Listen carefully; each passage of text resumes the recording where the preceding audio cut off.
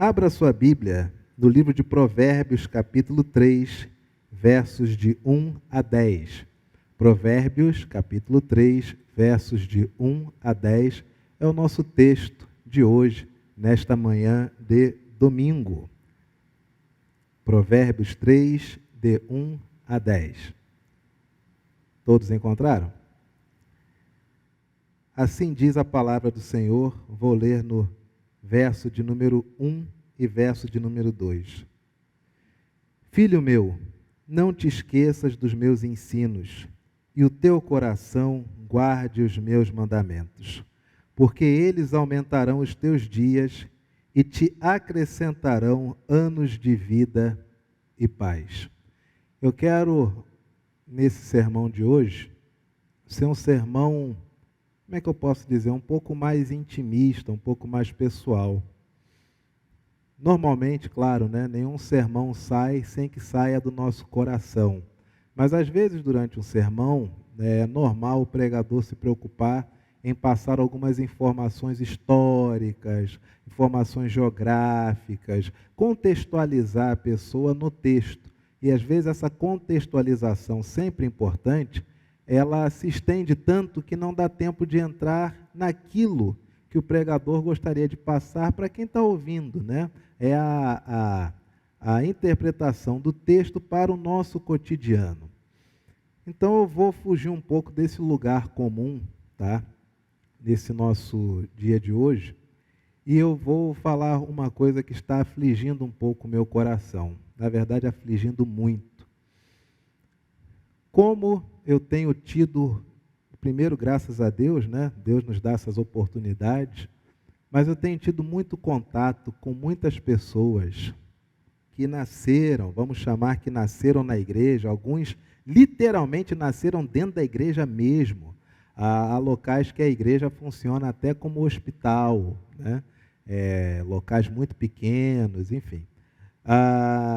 Tenho tido contato com muita gente, com muitas pessoas que nasceram na igreja, pessoas que foram criadas na igreja, pessoas cuja família, elas são até mesmo a terceira, a quarta geração de evangélicos, E isso não é somente para presbiterianos, é uma coisa que eu não sou, é bairrista, embora a IPB não precise tecer comentários, mas filhos que são a terceira, quarta geração, netos que são a quinta, sexta geração de evangélicos.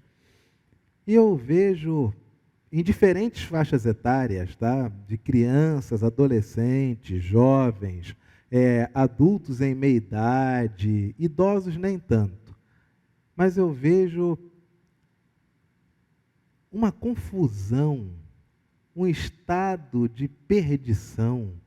E não é estado de perdição no sentido da pessoa estar assim entregue, a coisas nefastas. Não. Mas são mentes, são consciências profundamente perdidas em estado de confusão. Parece que toda a educação que tiveram, parece que todo o tempo que foram levadas, porque, entenda, talvez você tenha se convertido já adulto. O que é uma criança quando nasce em um lar evangélico? Os pais, na igreja que tem batismo infantil, as batizam na infância. Na igreja que não há batismo infantil, mas há a apresentação, como se fosse uma forma de consagrar a criança, os pais a apresentam ainda bebê. E as crianças, antigamente, elas ficavam na igreja desde o berçário. Então era a coisa mais fofa do mundo, a mãe chegar lá e entregar o filho, o bebezinho, a bebezinha, para a tia do berçário. E aí no final das atividades ir lá buscar a criancinha de fraldinha trocada, mimindo gostoso, fraldinha trocada. Às vezes a criança nem tinha feito nada, mas a tia, por uma questão de asseio, por uma questão de mostrar que o tempo todo a criança era verificada para ver se estava bem, botava uma fraldinha nova, ou então colocava uma fraldinha na bolsinha da criança como se fosse um presentinho da igreja. Passado um tempo, os nossos berçários encontram-se vazios, porque talvez pelas mães terem que se dedicar tanto, né, ao trabalho e não poderem curtir o filho ainda enquanto bebê, a licença maternidade é de 6 meses, então o bebezinho com 6, 7 meses já fica com a ausência da mãe, talvez na compensação do domingo, né, na compensação da perda do contato com a criança. Então os berçários das igrejas hoje se encontram muitas vezes vazios, porque a mãe fica ali segurando o seu filho, seu bem mais precioso, e ela só tem aquela 1h30 de culto para curtir, porque segunda-feira ela tem que trabalhar, o filho vai ficar numa creche, vai ficar com uma babá. Quando você cresce na igreja, do berçário você vai para a classe de escola dominical. Aí a tia, né, ensina tudo. Na minha igreja tinham as tias e tinha o tio Edson. Tio Edson Gueiros Leitão, né, que filho do presbítero Edson Gueiros, e a gente chamava o tio Edson de tio Edinho. Né? E o tio Edinho era um excelente professor. Até hoje eu olho o tio Edinho e eu não consigo chamá-lo de Edson, né? Para mim vai ser sempre tio Edinho. Então você tinha o tio ou as tias que ensinavam você tudo da Bíblia, quem foi Moisés, quem foi Abraão, quem foi Josué, quem foi Jesus, tudo. Aí você entra na adolescência, você tem os adolescentes, onde aí quem toca violão se aprofunda mais naquele talento, quem canta se aprofunda mais, quem faz algum esporte, tem o futebol, os retiros, os acampamentos, os acampadentros, tem de tudo. E aí chega a faculdade, a pessoa vai para a mocidade. E aí começam as questões referentes a quem vai casar com quem, né? Quem deu certo, qual casal que deu certo, qual casal que não deu certo, quem foi bem sucedido na vida, quem não foi. Essa era a ordem, tá? Natural da vida de muitas pessoas, pelo menos no século passado em diante, né? Quando as igrejas evangélicas começaram a crescer, a se proliferar no Brasil. Mas nós estamos em 2021. E você tem gente de meia idade que cresceu na igreja profundamente confusa. Pessoas confusas, que não conseguem mais definir sequer o que elas são. Você tem jovens profundamente confusos, com transtornos de personalidade limítrofes, gigantescos, com crises existenciais. Você tem jovens que não sabem lidar com a morte. A bisa morrer parece um atentado à ordem natural do universo. A avó ou avô morrer parece que houve ali uma coisa pessoal. Era como se Deus estivesse castigando aquele jovem através do avô ou da avó, que somente morreu. Você tem adolescentes que estão crescendo sem nenhum parâmetro de existência. Você tem crianças profundamente perdidas dentro de casa, né? Disse que pai não é quem faz, pai é quem cria. Mas tem mãe que ultimamente quem tem sido a mãe é a babá. Sem parâmetro nenhum. Crianças abandonadas dentro de casa, crianças ficam o dia inteiro com isso aqui, ó, com o olho enterrado, assim, ó, na tela. Crianças que já estão até com problemas de vista, devido ao excesso de brilho, de cristal líquido, assim, ó, aquela coisa impressionante. E aí faz-se um óculos para a criança, e os pais acham que agora com o óculos ela pode ficar mais tempo enterrada, assim, ó, no celular. E bebês que são trazidos para serem batizados. E é aí que o meu coração aperta. Porque como ministro do Evangelho, eu preciso, e são as perguntas constitucionais, perguntar se os pais creem em Deus, creem no Filho, creem no Espírito Santo, se reconhece essa igreja como uma agência do reino do Senhor, se eles se comprometem a trazer os filhos à igreja, se eles se comprometem a ensinar os filhos os caminhos do Evangelho, e os pais dizem sim. E passa um tempo, parece que nada do que foi prometido acontece. E não vou entrar no mérito, não é uma questão de culpabilidade, os pais são culpados. eu fujo dessas categorias iniciais, tá? De ficar atribuindo culpa. Eu só estou falando de fatos. Fato é que nós temos gerações de evangélicos profundamente confusos. Talvez você seja bisneto de pastor. Talvez você seja neto de pastor. Talvez você seja filho de pastor. E a sua vida não vai bem. Sabe por quê? Filho meu, não te esqueças dos meus ensinos, e o teu coração guarde os meus mandamentos. Seu bisavô plantou igrejas, seu pai plantou igrejas, seu avô plantou igrejas, seu avô foi presbítero, seu avô foi diácono, seu pai é presbítero, seu pai é diácono, você já foi presbítero, você já foi diácono, e você abandonou tudo.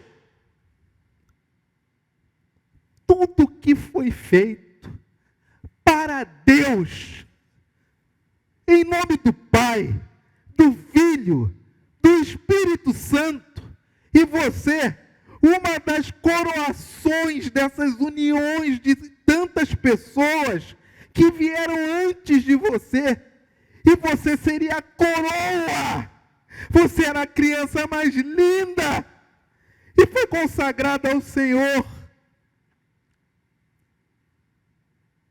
fruto de amor, fruto de fé. E em um dado momento, você simplesmente deu as costas para tudo isso. Talvez você tenha entrado na faculdade ou participado de algum grupo de amigos, né? Talvez você tenha lido muita literatura, e não vou citar aqui filósofos, que muitas vezes o tal filósofo nem falou contra Deus. As pessoas é que dizem que aquilo que ele falou é uma das provas que Deus não existe. Pode ser, não vou entrar nesse mérito não. Como eu falei, o sermão é intimista. Ele não tem a ver com o estudo de categorias. Mas talvez você tenha tido acesso a algum determinado material e em cima disso você chegou à conclusão de que não valia a pena. Meu filho, deixa eu dizer uma coisa para você. De homem para homem ou de homem para mulher. Você acha que realmente um pensamento escrito e traduzido, ele pode ser maior do que o decreto de um Deus todo-poderoso, Criador do céu e da terra? Você acha que o pensamento humano, desde o mais fundamentalista até o mais liberal, você acha que ele tem mais autoridade do que aquilo que Deus decretou para a tua vida?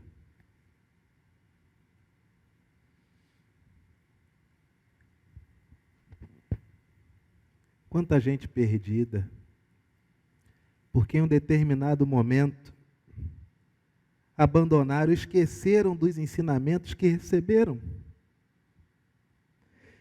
E não tem mais nenhum mandamento guardado dentro do coração. Tua tia de escola dominical, meu tio Edinho, filho do querido presbítero Edson e da querida Gilda, ambos de saudosa memória, ensinaram na minha classe a história de Elias, Eliseu. Imagina depois de adulto eu achar que tudo aquilo é fantasia, anedota, é conto da carochinha. Eu comparar as escrituras com qualquer ensino trazido por algum, quer seja filósofo ou qualquer pensador, e colocar no mesmo nível e achar que isto aqui, a palavra de Deus, é menor do que isto. E sabe um dos pensamentos que é dito acerca da palavra de Deus? Não tem como se atestar a veracidade. É um livro que trata da cultura do patriarcado judaico-cristão. É um livro que fala da... Isso aqui não tem como se tratar da veracidade. Mas o texto do filósofo grego romano, perdão, o texto do filósofo grego romano de milênios atrás, esse é verdadeiro, né, meu filho? Esse é o que te basta. Aqui é mentira, porque não dá para atestar a veracidade.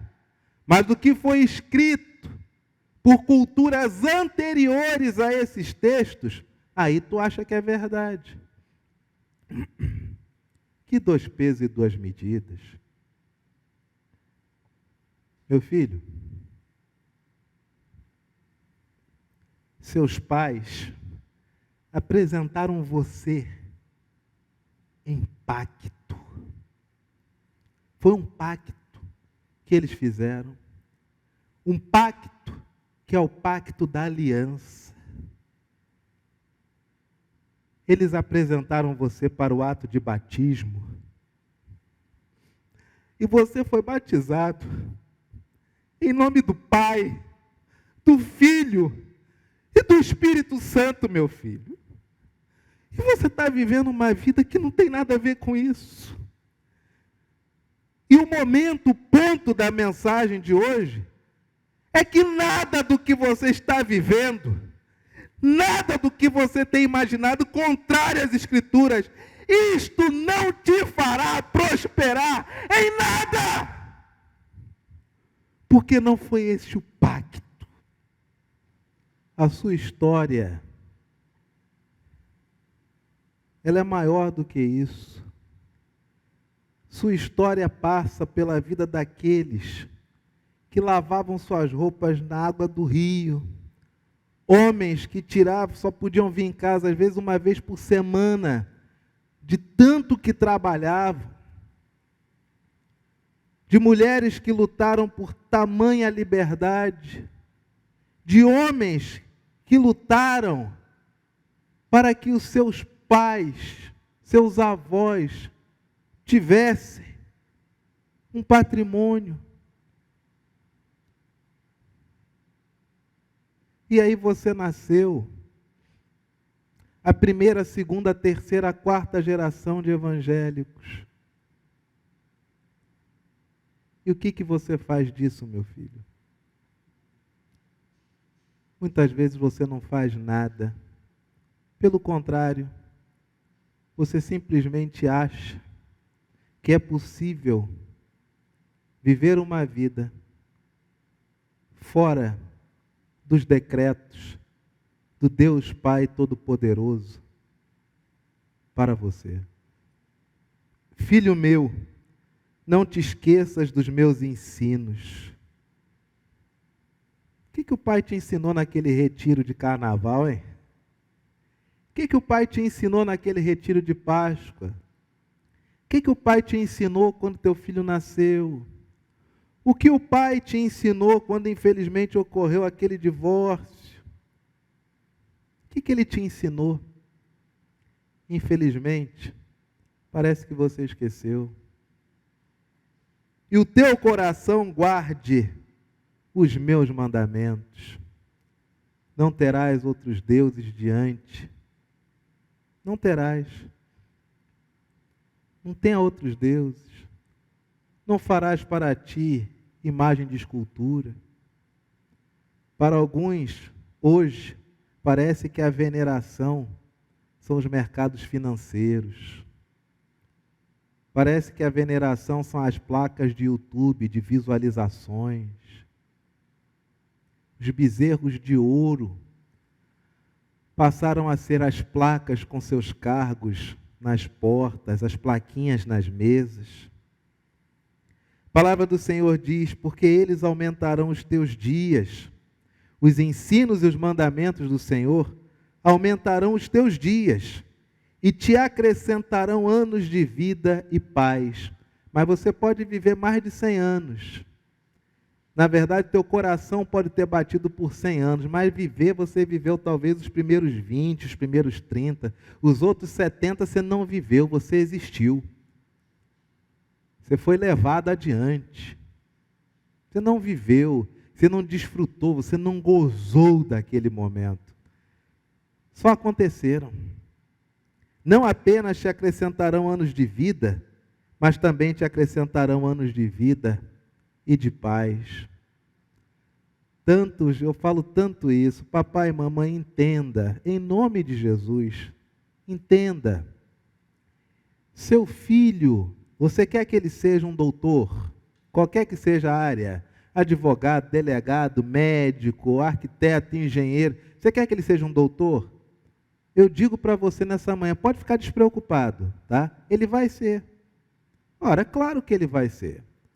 Com a educação que você está dando, com o colégio que ele estuda, e mesmo se o colégio for limitado para aquilo que é o seu sonho como pai, como mãe, porém, com aquilo que você acrescenta de estudo em casa, ele conseguindo absorver e dar o retorno do seu sacrifício para o estudo dele, que você sacrifica para o estudo dele, não é isso? Ele vai ser papai, ele vai ser mamãe, mas ele pode ser um doutor sem Deus no coração. Ele pode ser um doutor sem ter Deus como pai dele. Ele pode, infelizmente. E aí você vai encher a boca e dizer que ele é doutor. Mas se alguém te perguntar, parabéns, que bom que ele é um doutor, e como é que tem sido para ele ensinar os filhos dele, ou seja, os seus netos, né? Você é pai do doutor, como é que tem sido para o doutor ensinar os filhos dele o evangelho? Aí você não tem palavras, aí você fica com o coração confuso, fica triste, fica aflito. Por quê? Porque você criou apenas um futuro doutor. Mas você não criou um filho que guarda os ensinos e os mandamentos do Senhor. Isso tem dado tantas circunstâncias ruins, queridos, na vida das pessoas. Nas igrejas é o óbvio, uma descontinuidade gigantesca. É o óbvio, é evidente. Nas igrejas, meu Deus, você quase não encontra gente de meia idade. Tem igrejas que você quase não encontra adolescentes. Poucas são as igrejas que têm o privilégio de ser como a nossa aqui, por exemplo, que a gente tem um crescendo desde a infância e acompanha os da infância chegando à adolescência, e agora os da adolescência daqui a pouco vão começar a chegar na mocidade, a mocidade reorganizada para ir recebendo. Mas isso, filhos, antigamente era o normal. A gente nem percebia que era normal porque não tinha nada diferente. A palavra do Senhor diz: não te desamparem a benignidade e a fidelidade. Tanta gente está escolhendo ser má. Olha, gente, eu confesso a vocês, esse negócio de redes sociais é um perigo, né? É um perigo. Tem tanta gente, você entra nos grupos, né, das igrejas, eu só faço parte dos grupos da Igreja Presbiteriana do Brasil. Eu vejo pessoas, às vezes, escrevendo coisas que elas querem tirar uma dúvida, mas é tanto ataque, tanta maldade. Tem perguntas também que são tão maldosas. A palavra do Senhor diz: não te desamparem a benignidade. Meu filho, se ampara na bondade, filho. Você tem que ser bom, meu filho. Quem te ensinou a ser mal, meu filho? Minha filha, quem te ensinou a ser má? Onde é que você está aprendendo que para você ser uma mulher de destaque, você tem que ser maldosa, tem que ter uma linguagem feroz, você tem que passar por cima de tudo e de todas? Quem te ensinou isso, minha filha? Não foi a palavra de Deus, não. Meu irmão, quem te ensinou que tu tem que ser um mauzão, fazer acontecer? É tudo tão triste, gente. Tantos homens nas igrejas, que eles têm fama assim de mal, que faz e acontece. em um ambiente onde ninguém vai se levantar, né, para tratar o assunto como em outros lugares é tratado, porque é um local de paz. Tanto homens quanto mulheres, tá? Uma recomendação a você. A palavra do Senhor diz que você tem que atar o teu pescoço, né? Fazer, ao invés de ter aqui esse pedaço de plástico, essa gola clerical, você tem que estar atado no teu pescoço bondade, benignidade e fidelidade. Mas para você que quer atar o seu pescoço, né?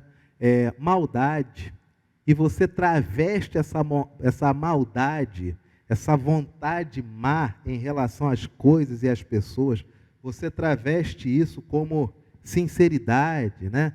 Eu sou uma pessoa muito sincera. Ser sincero é uma coisa, ser mal é outra. Ser sincero é uma coisa, ser mal educado é outra.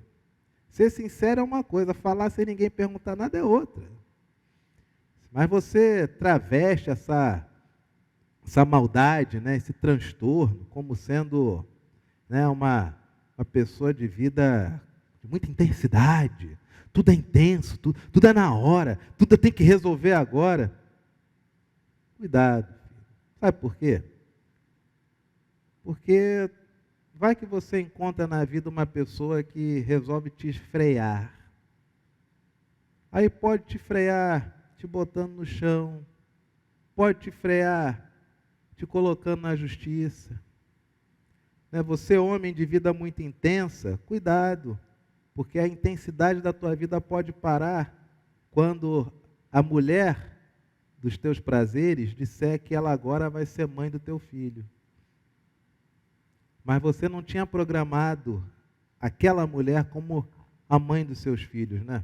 Era só a mulher dos teus prazeres. Mas agora tem uma vida para você tomar conta. E se você não escolher tomar conta, tem um juiz oficial de justiça para te prender se você não pagar. Cuidado, minha filha. Porque muitas vezes você pode se entregar para tantos homens somente para ter a autoestima de se sentir desejada. Mas são homens que não vão contribuir em nada, só vão denegrir você em grupos de homens de WhatsApp, grupos privados de Facebook. Homens que vão te gravar escondido.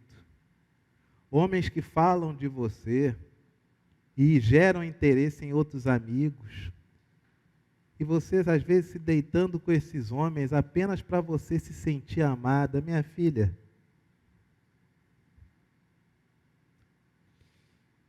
não te esqueça, minha filha, dos ensinos do Senhor sobre você. Você foi consagrada, você foi amada. Uma tia de escola dominical andava com você de mãos dadas. E essa mesma mãozinha que segurava a mão de a tia da escola dominical, é a mão hoje que segura a mão de tantos, não são machos, são canalhas, que fazem com você coisas que para eles pouco importa. Minha filha, se você não se der o tom da sua dignidade, ninguém vai dar, minha filha. E eu quero encerrar, e nós vamos debater esse texto ao longo da semana nas devocionais diárias, mas eu quero encerrar da mesma forma como comecei. Eu tenho 41 anos e sou pastor presbiteriano desde os meus 24 anos. 24, 34, já são 10, para 40, 16, 17 anos. Caramba, como passa rápido. Esse ano eu faço 17 anos de pastor presbiteriano. Uau! Nossa, tudo isso já? Gente, estou aqui bobo, 17 anos. Eu quero dizer que com 17 anos de ministério pastoral e com apenas 41 anos de vida, poucas foram as coisas, ainda mais depois que eu entrei no presbitério, no seminário, poucas foram as coisas que me escandalizaram. Mas eu hoje me encontro escandalizado do número de pessoas que cresceram nas igrejas, que foram consagradas ao Senhor no ato do batismo, e que estas, infelizmente, se esqueceram dos ensinos e não guardam mais os mandamentos. Se você se encontra nesse estado, eu digo a você, com muito pesar no coração, que tudo o que você fizer não te irá bem, porque não tem a mão do teu Deus abençoando a sua vida. E você não nasceu para ser amaldiçoado. O seu nascimento é a coroação de décadas, de gerações de pessoas que amaram a Deus antes de você e passaram a tocha, esse marco deste amor para você. E você tem condições de resgatar isso. Hoje, agora, eu espero, em nome de Jesus, que nesta manhã você se levante para ser aquilo que antes de você nascer, Deus já havia decretado. Sabe o quê? Você é um filho do Evangelho pela graça. E foi nesses termos que você foi batizado. É isso que você é. Você é filho. Você é filha. Resgata isso. E você vai ver o quanto que a sua vida vai ser acrescida de tempo, de saúde e principalmente de paz. Vamos orar? Graças te rendemos, Senhor, pela bênção desse dia. Obrigado por este domingo, dia 7 de março. Que o Senhor abençoe todos os teus filhos e filhas que se encontravam desgarrados do Senhor, como ovelhas perdidas sem pastor, mas que no momento que ouviram a tua palavra, fazem deste tempo um marco, se comprometem a lembrar dos teus ensinamentos e a guardar os teus mandamentos. Salva, Senhor, as gerações de evangélicos, para que, servindo ao Senhor, possam tornar-se, talvez alguns pela primeira vez, discípulos. É a nossa oração, sabendo que só o teu nome tem poder. E é por isso que oramos, em nome de Jesus. Amém.